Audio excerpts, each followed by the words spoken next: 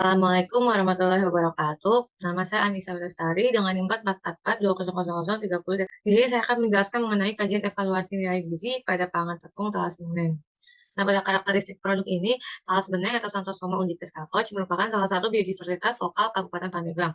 Umbi talas ini mengandung sedikit lemak dan banyak mengandung vitamin A, tetapi memiliki kadar oksalat yang tinggi, yang mana merupakan anti nutrisi dan juga beracun. Nah, kandungan oksalat pada talas mentah ini dapat dikurangi dengan berbagai metode pemanasan, seperti perebusan, pengukusan, dan pemanggangan. Oleh karena itu, talas Beneng ini dapat diolah menjadi tepung talas Beneng. Nah, talas Beneng ini dengan kadar air 9-14% menghasilkan rata-rata kandungan 20-30%.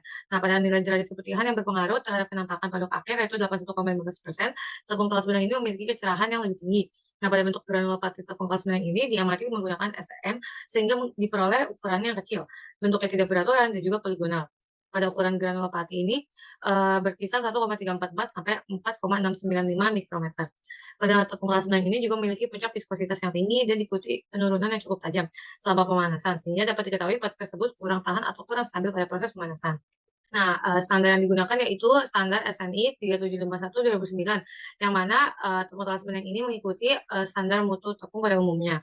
Nah, pada kadar air ini maksimal 14,5%, kadar abunya maksimal 0,7%, kadar proteinnya minimal 7%. Di sini, review penelitian yaitu, menurut penelitian Bintana et al. 2021, talas Beneng ini diketahui memiliki kadar serat yang tinggi dan indeks glikemiknya yang rendah, dapat dimanfaatkan sebagai pangan fungsional untuk penyakit diabetes mellitus tipe 2. Nah, pada komponen aktif yang terdapat dalam umbi talas Beneng ini dapat dimanfaatkan sebagai pangan fungsional, yaitu bati berupa aminosa dan aminopektin serta serat pangan.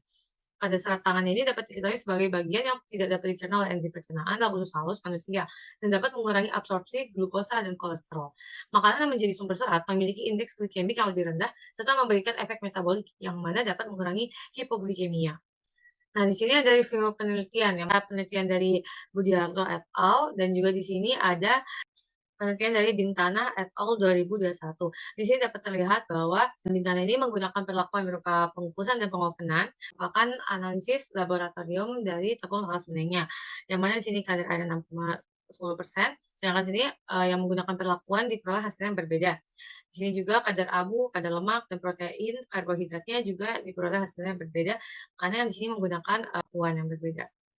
Pada hasil yang diperoleh ini, bila dibandingkan dengan SNI, mengenai tepung dapat terlihat bahwa kadar air yang diperoleh ini masih dapat aman digunakan, karena masih dalam kisaran batas aman untuk tepung, yang mana dapat mencegah pertumbuhan kapang, maksimalnya itu 14,5%. Nah, pada kadar proteinnya juga dapat dilihat bahwa masih di bawah, standar tepung terigunya, yaitu 10%, pada standar tercantum bahwa kadar protein minimum itu 7%. Nah, kandungan protein yang tinggi ini maka akan cenderung memiliki indeks glikemiknya yang rendah. Kemudian pada kadar lemaknya ini mempengaruhi mutu dan juga kualitas patinya serta tepung talas benengnya ini karena mengandung lemak yang sangat rendah akan menyebabkan tepung talasnya ini akan dihasilkannya ini tidak mudah rusak atau tengik karena adanya reaksi oksidasi sehingga dapat disimpan lebih lama. Nah, pada karbohidrat yang diperoleh ini berasal dari fotosintesis, yang mana penderita diabetes mellitus ini memerlukan asupan karbohidrat sebanyak 45-65% dari total asupan energi per harinya. Pada hasil kadar karbohidrat, talas beneng ini sangat baik untuk penderita diabetes mellitus, karena kandungan karbohidrat di dalam tepung talas beneng ini dapat berperan sebagai sumber karbohidrat alternatif pada pangan fungsional. Nah, karbohidrat yang terdapat di dalam ini merupakan karbohidrat yang kompleks dan memiliki nilai indeks glikemik sebesar 55% yang dikategorikan sebagai rendah menuju tinggi. Pada kategori nilai indeks glikemik ini termasuk rendah bila kurang dari 55%, yang sedang itu 55-70%, dan yang tinggi itu lebih dari 70%. Nah, pada makanan yang memiliki indeks glikemik rendah ini dapat memperbaiki sensitivitas insulin dan juga menurunkan laju penyerapan glukosa, sehingga dapat bermanfaat dalam mengendalikan glukosa darah. Nah, pada serat juga terdapat dalam karbohidrat kompleks, yang mana pada talas ini jumlahnya cukup tinggi, yaitu 14,3%. Nah, serat juga mempengaruhi nilai indeks glikemik suatu pangan, yang mana dapat menghambat fisik pada proses pencernaan. Jadi kesimpulannya, tabung talas beneng ini merupakan olahan dari talas beneng Santosomo undipes Koch yang memiliki banyak kandungan gizi. Standar ketentuan tepung talas beneng ini mengacu pada SNI 3751/2009 mengenai tepung. Tepung talas beneng ini memiliki karbohidrat yang rendah, protein yang tinggi, lemak yang rendah, dan serat yang tinggi, serta protein yang cukup dapat dijadikan sebagai produk makanan yang bertujuan untuk mengontrol kadar gula darah. Makanan yang memiliki indeks glikemik rendah dapat memperbaiki sensitivitas insulin dan juga menurunkan laju penyerapan glukosa, sehingga dapat dimanfaatkan dalam mengendalikan glukosa darah bagi penderita diabetes mellitus.